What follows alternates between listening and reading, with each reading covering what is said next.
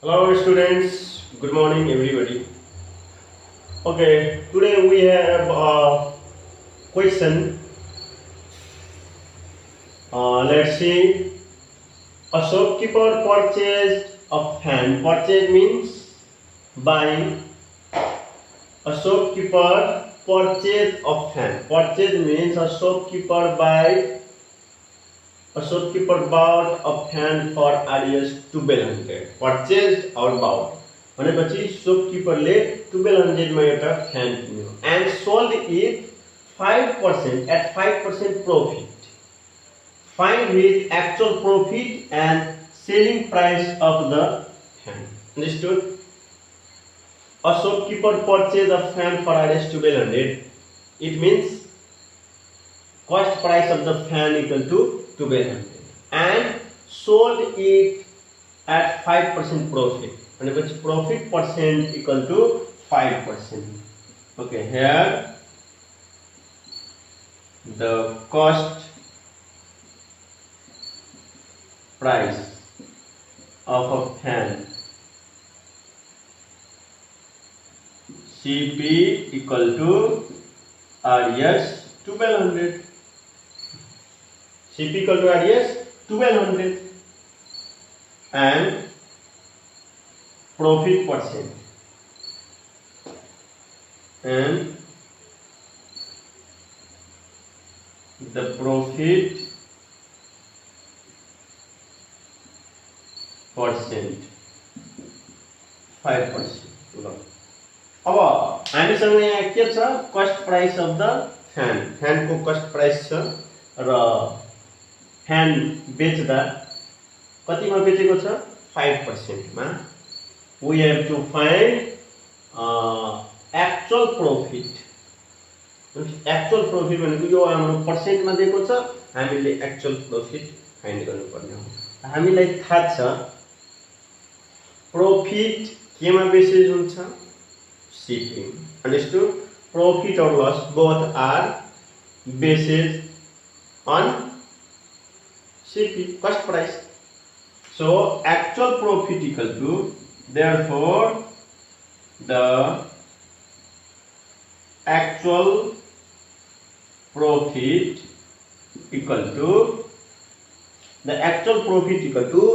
अब हामीलाई थाहा छ कुनै कुराको हामी पर्सेन्ट निकाल्छौं जस्तै बॉयज पर्सेन्ट तपाईहरुको क्लासमा गर्ल्स नम्बर अफ बॉयज छ त्यसपछि टोटल स्टुडेन्ट्स छ यदि तपाईहरुलाई भन्छ find the boys percent equal to के लेख्नुहुन्छ त number of boys upon total students into 100% किनभने आउट अफ टोटल हुन्छ त्यसैले हामी टोटल स्टुडेन्ट्स लेख्छौं अनि एक्चुअल निकाल्दा बॉयज पर्सेन्ट अफ टोटल गरिदिन्छौं भनेपछि नम्बर अफ बॉयज आउँछ सेम त्यस्तै हो यहाँ जुन प्रॉफिट पर्सेन्ट छ 5% that is out of CP को अन्डरमा यो 5% प्रॉफिट गरेको छ भनेपछि actual profit equal to 5% of CP. 5% of CP. अब हामीले पर्सेन्टलाई हटाउँदा तल के हुन जान्छ 100 इन्टु CP कति छ हाम्रो 1200 0 0 क्यान्सल 12 5 जा 60 RS 60 भनेपछि उसको एक्चुअल प्रॉफिट 60 छ ल अनि अर्को के फाइन्ड गर्नुहुन्छ and selling price of the fan again the selling price of the fan भनेपछि एसपी इक्वल टु अब के हुन जान्छ हामीले कस्ट प्राइस मा किनभने हाम्रो प्रॉफिट इक्वल टु के हुन्छ profit equal to SP minus CP profit equal to SP minus CP भनेपछि हामीलाई एसपी चाहियो भने सीपी लाई यो साइड ल्याउँदा के हुन्छ प्लस भनेपछि एसपी इक्वल टु के हुन्छ CP plus profit this much. Then CP equal to 1200 plus profit 60 equal to RS 1260 यति थियो SP भनेपछि कतिमा बेचेको होला फ्यान त 1260 मा अन्डरस्टुड यसरी हामीले गर्ने हो सोल्भ भनेपछि यसबाट हामीले के बुझ्यौ भनेपछि एक्चुअल प्रॉफिट इक्वल टु के हुन्छ एक्चुअल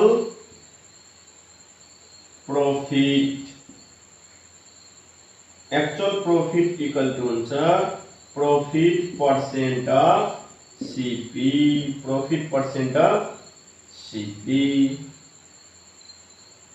बुझ्नुभयो यसरी भनेपछि यसबाट अब हामीले धेरै कुरा पनि फाइन्ड गर्न सक्छौं कुनै कुनै बेला के हुन्छ यसरी दिएको हुन्छ if profit percent and CP are given profit percent र CP दिएको छ भने हामी डाइरेक्टली फर्मुला राखेर कसरी SP निकाल्ने if profit percent and CP are given then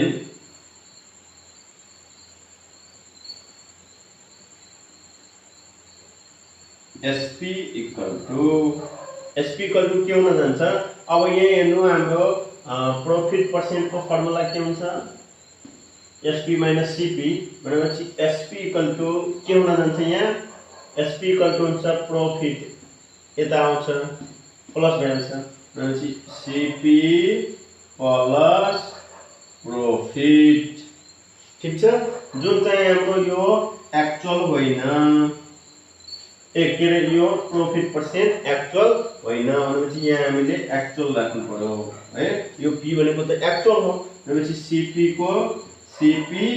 plus P को ठाउँमा अब हामी एक्चुअल प्रॉफिट राख्ने त जतिखेर हामीलाई प्रॉफिट परसेंट दिएको हुन्छ त्यतिखेर एक्चुअल प्रॉफिट इक्वल टु के छ यहाँ प्रॉफिट परसेंट अफ CP यहाँ के हुन जान्छ प्रॉफिट परसेंट अफ CP ल अब यसलाई हामी सोल्भ गर्दिने त सोल्भ गर्दाखेरि हाम्रो यहाँ हेर्नु के आउन जान्छ त CP plus profit P upon 100 है इन्टु CP ल अब CP कमन आउँछ CP कमन यहाँ बाँकी रहन्छ 1 प्लस यहाँ बाँकी रहन्छ P अपॉन 100 ल अब यसलाई हामी सोल्भ गर्दिने 100 यता ल्याइदिने अनि कति हुन जान्छ SP therefore SP equal to के भयो त 100 यता ल्याउँदा 100 plus P 100 plus P upon 100 into CP यो फर्मुला भयो कतिखेर यो फर्मुला लाग्छ त if profit percent and CP are given then SP equal to 100 plus profit upon 100 into CP directly राख्दिदा यही हामीले डाइरेक्टली यो निकाल्दै सेलिङ प्राइस मतलब डाइरेक्टली हामी यो फर्मुला राख्दा आउँथ्यो निकालेर हेरौं ल 100 प्लस प्रॉफिट परसेंट हाम्रो कति थियो भनेपछि 5 upon 100 into CP हाम्रो कति थियो 1200 0 cancel कति भयो 105 into 12 अब मल्टिप्लाई गरिदिने 12 5 = 60 0 carry 6 12 5 = 60 0 carry 6 12 on the 12 and 6 100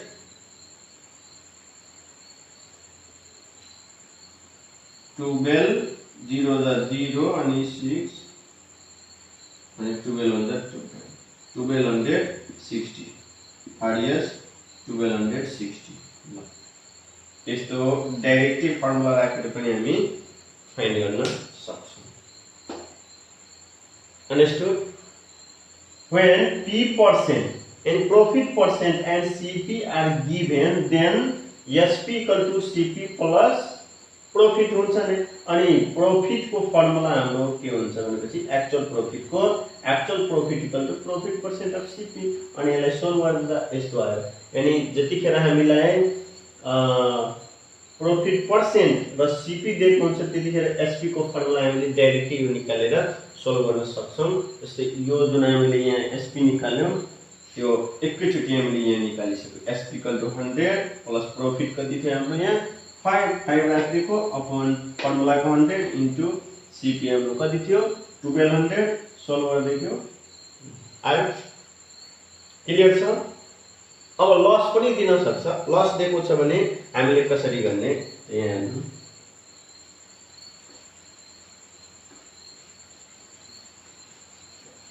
ल यदि लस गिभन छ, if loss percent and CP are given, then SP equal to के हुन्छ? यहाँ हाम्रो लस को फर्मुला के हुन्छ? L equal to CP minus SP। भनेपछि SP equal to के भयो? CP minus loss। SP लाई यता ल्याउँदा प्लस अनि लस लाई यता, भनेपछि SP इक्वल टु भयो CP minus loss, actual loss. अब यसलाई हामी सोल्भ गर्ने। CP को CP माइनस एक्चुअल लस भनेपछि के हुन्छ? लस पर्सेन्ट दिएको छ भने actual loss equal to loss percent of CP. यानी लस पनि हाम्रो केमा बेसिस हुन्छ? सीपी मा नै हुन्छ। भनेपछि CP minus actual loss equal to loss percent of CP, loss percent of CP. अब सोल्भ गर्दा CP minus L upon 100 into CP. CP हाम्रो कमन आउँछ, बाँकी रह्यो 1 माइनस एल अपॉन 100। अब फर्मुला बन्छ 100 minus L, 100 minus L upon 100 times CP. Therefore SP equal to 100 minus loss upon 100 into CP। यो भयो फर्मुला। यो कस्तो कन्डिसनमा यो फर्मुला राख्ने त? When loss percent and CP are given, then SP equal to 100 minus loss upon 100 into CP। Very simple। कस्तो concept राख्ने? जसरी प्रॉफिट भएको थियो भने 100 प्लस गर्यो हामी SP निकाल्दा 100 plus profit upon 100 into CP। त्यसैगरी लस भएको छ भने लस भने घाटा लाग्यो त 100 माइनस गरिदिनु, 100 minus loss upon 100 into CP। अब यस्तोसँग रिलेटेड कुनै यदि क्वेशन आयो भने डाइरेक्टली यो फर्मुला राख्दा पनि हुन्छ, नत्र सोल्भ गरेर गर्दा पनि हुन्छ। Your choice. Okay, next.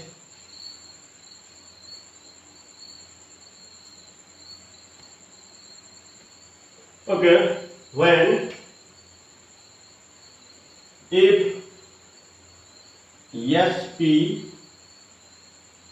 and profit percent or loss percent are given, then how to find SP or CP? CP equal to what? हामीले कसरी फर्स्ट प्राइस फाइन्ड गर्ने? हामीलाई एसपी प्रॉफिट और लस पर्सेंट गिभन हुन्छ भनेपछि हामीले यति मात्र बुझ्दा हुन्छ। हामीले जुनसुकै फाइन्ड गर्नु छ भनेपछि यति फर्मुला हामीले राख्नुपर्छ। हामीलाई थाहा हुनु पर्यो profit equal to SP minus CP और loss equal to CP minus SP. यो फर्मुला थाहा छ भनेपछि यो दुईटा फर्मुला हामीले जस्तो सुकै प्रब्लम सल्भ गर्न सक्छौं। यसैबाट हुन्छ है। जस्तै अब हामीलाई एसपी प्रॉफिट पर्सेन्ट दिएको छ, सीपी फाइन्ड गर्नु छ, यति छ। फर्मुला यही राख्दिने, profit equal to SP minus CP. ठीक छ। अब यसलाई हामीले सोल्भ गर्दिने। त्यहाँ के गिभन छ एसपी, त एसपी को ठाउँमा एसपी राख्दिने। अन्डरस्टुड।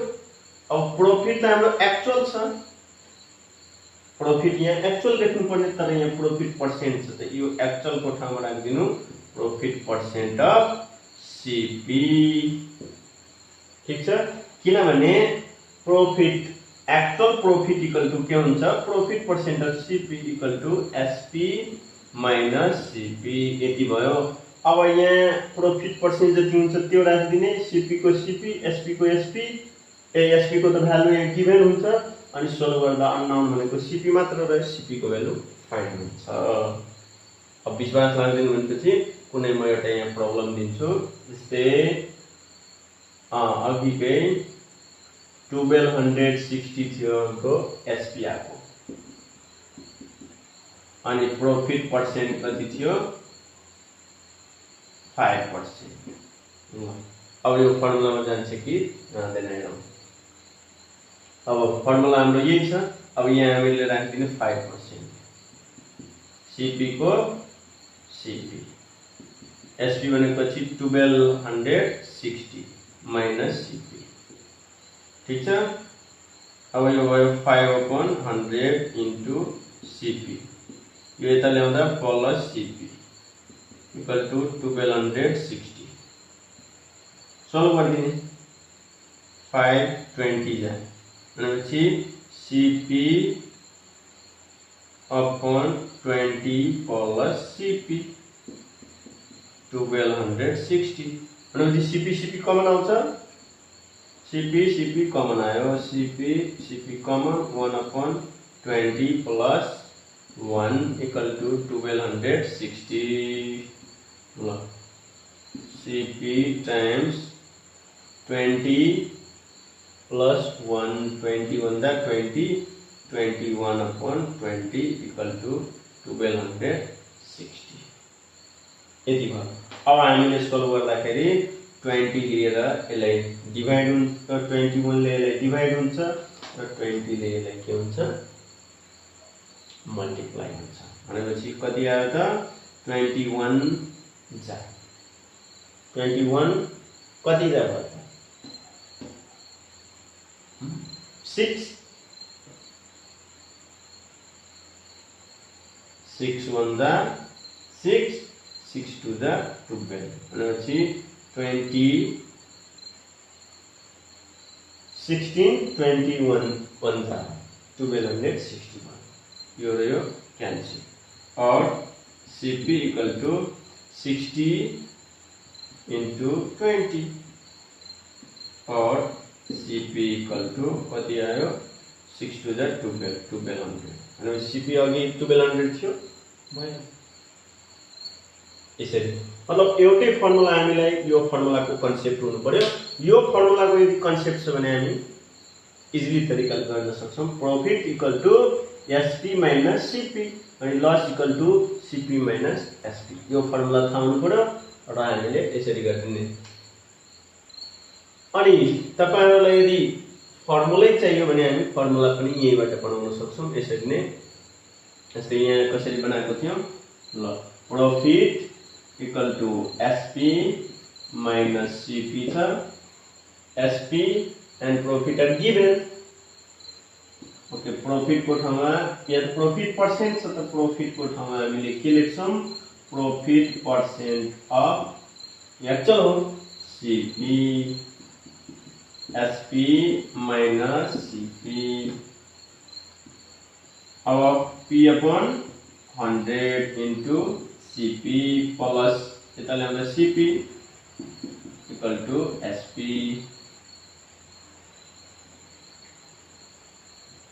CP कमन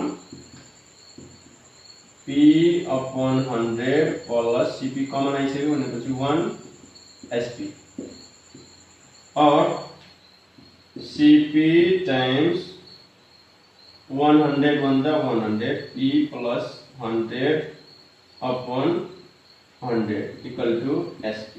अब यो 100 यता ल्याउँदा मल्टिप्लाई हुन्छ CP equal to 100 plus profit equal to 100 into SP यति आयो। अब यो साइड लाग्दिनु CP को फर्मुला आयो therefore CP equal to 100 times SP अपॉन 100 प्लस प्रॉफिट। CP को यसरी निकाल्दा यति लाग्यो और डाइरेक्टली फर्मुला राखेर पनि हामी निकाल्न सक्छौं यति। CP इक्वल टू यो फर्मुला राख्दा 100 into SP कति थियो हाम्रो 1200 60 1200 60 upon 100 plus profit भनेपछि कति 5% भनेपछि 1260 into 100 upon 105 105 ले कति ले जान्छ त यो 12 105 1260 equal to RS 1200 जुन मेथडले गरे पनि CP आउँछ। भनेपछि हामीले CP को पनि फर्मुला यहाँ ड्राइभ गर्न सिक्यौं र आयो ल नत्र यस्तै सिम्पली यो दुईटा फर्मुला कन्सेप्ट राख्नु र यसरी सोल्भ गर्दा पनि हुन्छ। तपाईहरुलाई जुन मेथड सजिलो लाग्यो त्यो मेथड गर्दा हुन्छ। यसैगरी अब हामीले loss SP and loss are given भनेपछि यसैगरी हामीले सोल्भ गर्दा यो फर्मुला लगाएर भनेपछि CP equal to 100 into SP upon 100 minus loss हुन्छ। ओके क्लियर हुनुभयो? यसरी हामी फाइन्ड गर्न सक्छौं। ल यस्तो खालको प्रब्लम अब हामीलाई यदि सोध्यो भने इफ SP एन्ड प्रॉफिट और loss are given then CP equal to टक्क यो फर्मुला राखेर गर्दा पनि हुन्छ नत्र हाम्रो मेन कन्सेप्ट भनेको यो दुईटा फर्मुला मात्र राख्दा हुन्छ। Okay now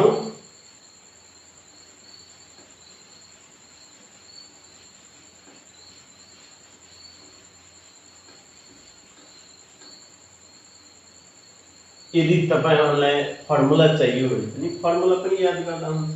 if SP and profit percent or loss percent are given, okay, then CP equal to 100 into SP upon 100 plus profit or CP equal to जब लस दिएको हुन्छ 100 into SP upon 100 minus loss profit percent दिएको हुन्छ भने CP equal to यो formula loss percent दिएको छ भने CP equal to यो formula. Again, if CP and profit percent or loss percent are given, then SP equal to 100 plus profit upon 100 into CP or SP equal to 100 minus loss देखो छ भने 100 minus loss upon 100 into CP यदि formula याद गर्नु अनि formula अनुसार हुन्छ नत्र हाम्रो जुन कन्सेप्ट छ main profit equal to SP minus CP loss equal to CP minus SP यो दुईटा कन्सेप्ट मात्र राख्यो भने हामीले जुनसुकै प्रब्लम जस्तो खालको पनि प्रॉफिट एन्ड लस को प्रब्लम हामी सल्भ गर्न सक्छौं। Understood? Okay, this much for today. Thank you.